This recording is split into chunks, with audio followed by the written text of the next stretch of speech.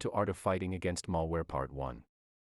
In this first episode, we will cover how advanced malware reverse engineering plays a crucial role in incident response efficiency in today's security operations. Malicious codes are constantly delivered in massive volume to their targets.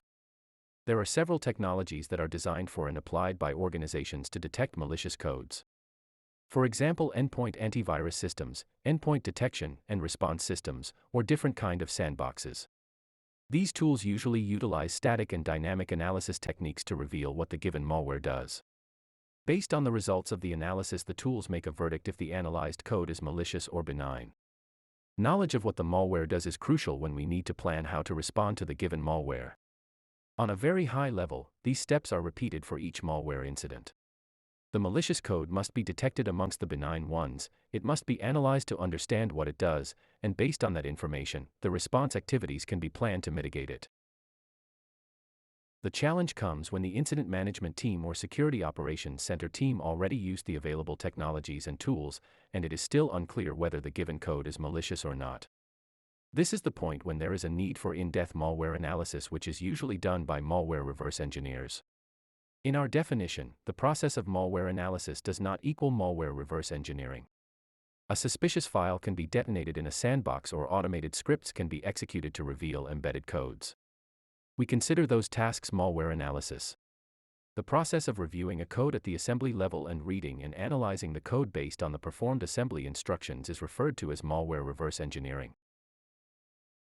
If you worked in a security operations center, I'm pretty sure you faced situations regularly when you had to understand the reasons for a verdict or even override a verdict made by an automated malware analysis tool.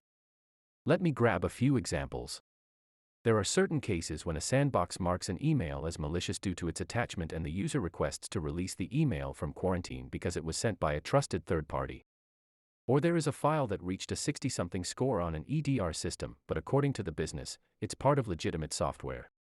Or a device gets infected by a code that is identified as generic malware. A multi-page sandbox report is available with tons of details on what the code did, but it is still unclear how to get the IOCs out of it, how to identify all infected endpoints, or what to do as part of the remediation efforts.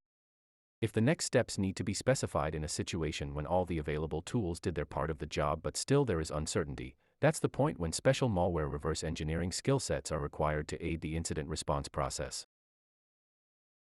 Let me show you a few more examples when there is a need for malware reverse engineering skills. There are certain malware types or families where it does matter how the tool is configured which is performing the dynamic analysis.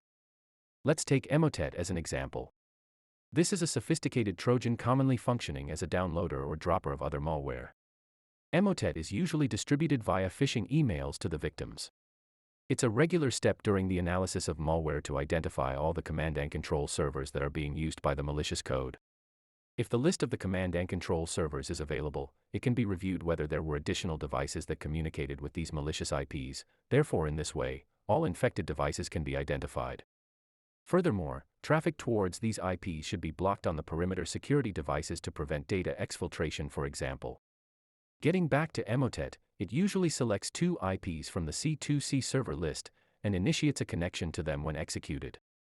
Therefore, if an Emotet sample is detonated in a sandbox and the network traffic is not emulated with the use of FakeNet, for example, then only a very limited subset of the C2C servers can be revealed. If these malware characteristics are not taken into consideration when it is detonated in the sandbox, then the sandbox analysis results might be misleading. Malware reverse engineers can disassemble the malware to reveal such characteristics, and without this information, relying solely on the automated tools, results can be misleading. Let's look at another scenario, a nanocore malware, which is a high-risk remote access Trojan. If there is a confirmed malware infection, during the incident response it must be determined what the malware did on the affected endpoint. From an incident management point of view, it makes a difference if malware just installed some advertising code on the endpoint, planted a backdoor to access the device remotely, or even exfiltrated data through logged keystrokes and screenshots. Understanding the activities performed by the malware helps to properly estimate the risk associated with the given cybersecurity incident. Therefore, it's a common need that when there is a successful malware infection, for example impacting critical users, then the causality chain or infection chain must be determined. Relying solely on automated analysis tools does not provide such information. However, A skilled malware reverse engineer can review the malicious code at the assembly level and gather the information that is required to define the accurate incident response steps. Let's take one more example. There are certain scenarios when malware utilizes a custom encoding algorithm to hide its payload, and there is a need during incident response to investigate what that payload snippet does. For example, to reveal what was exfiltrated by the malware, or what that part of the code does that is obfuscated. On the left side, you can see some payloads that we extracted from a malware sample. On the right side, you can see the same code after reversing the custom decoding algorithm displaying the assembly instructions. Obviously, it's much more human-readable, but still, you need someone with reverse engineering skills to properly interpret such assembly instructions. After the previous several types of examples, let me add one more fact that poses a challenge. A significant amount of the new malware operates with evasive techniques, meaning that this new generation of malware was designed to bypass automated analysis tools. Malware creators nowadays even test the evasion techniques of their samples within the most popular publicly available automated sandboxes. So we can expect an increasing demand to handle scenarios requiring malware reverse engineering skill sets. Let's sum up what has been discussed so far. There are certain scenarios during the daily operations of a SOC when automated malware analysis tools have fulfilled their tasks, and questions regarding a suspicious code are still open. The ambiguity during incident management can be caused by a potentially inaccurate verdict or the need to reveal why a given decision was made by an automated tool. The new generation of malware uses highly evasive techniques to bypass automated malware analysis tools, therefore, verification of the verdict might be necessary. Legitimate programs might act suspiciously, so understanding the reasons that led to the decision can be essential before overriding it. Investigation of malware incidents does not stop at blocking malicious code.